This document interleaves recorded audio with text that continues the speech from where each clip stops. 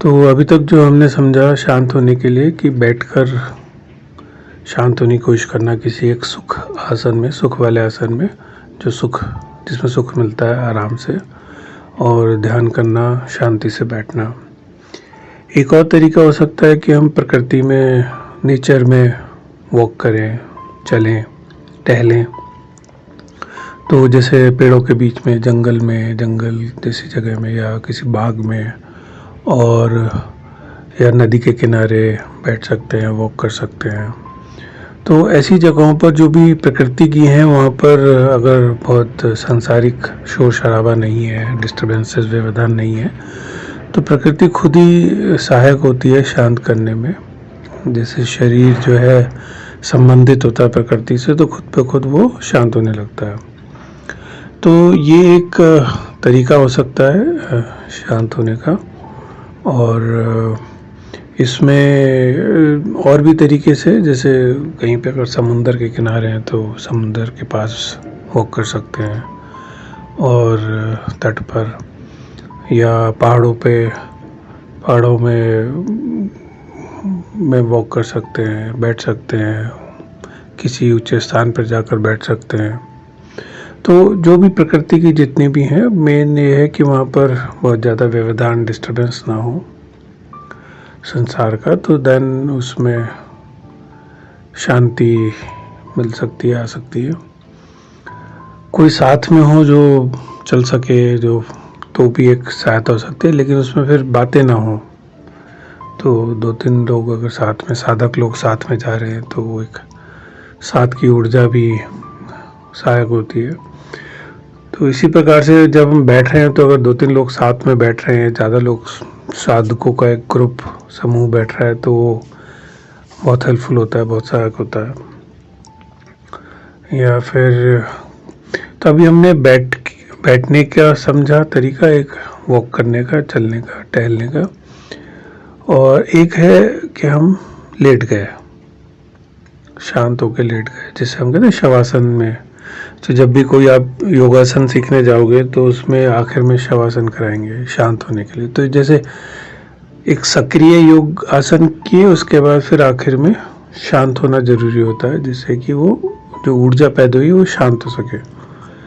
तो इसी प्रकार से जब हम सक्रिय साधना कर रहे हैं, तो उसके बाद हमें शांत होना जरूरी होता है, जिससे कि वो ऊर्जा स्थित हो सके, स्थिर हो सके। तो इसमें शवासन भी कर सकते हैं, लेकिन शवासन के साथ ये बिल्कुल लेट जाना, शांत होना, लेकिन उसमें दिक्कत ये होती है कि सो जाते हैं सब। तो वो भी कर सकते हैं, उसमें मनाही नहीं है, लेकिन अगर हम सो जाते हैं तो फिर वो नींद ही हो जाती है। वो शांत, शरीर तो शांत हो जाता है, लेकिन गहरे तलों पे चेतना में नहीं जा पाते हम, चेतना के गहरे तलों पे उतर नहीं पाते। तो वो थोड़ा सा ध्यान देने की ज़रूरत होती है। तो इसमें जब हम शांत होने की कोशिश कर रहे हैं, तो ये भी समझना जरूरी है कि शांत हम कई तलों पर होते हैं।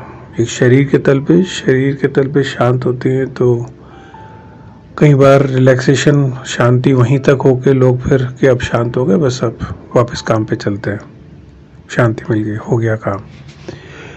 तो वो काफ़ी नहीं होता। फिर विचारों के तल पे शांति होती है कि हम विचार ठहरने लगे।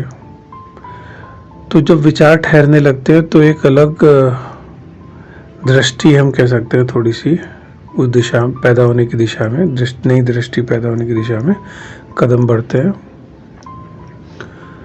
तो और फिर तीसरा जो होता है भाव के तल पर, कि इमोशंस के तल पर, वो गहरे में अगर हम देखें तो भाव जो है सबसे गहरे तलों पे पकड़े हुए होता है। वो भाव ही जो है हमें, बहुत गहरे भाव जो है अशांत किए रहते हैं।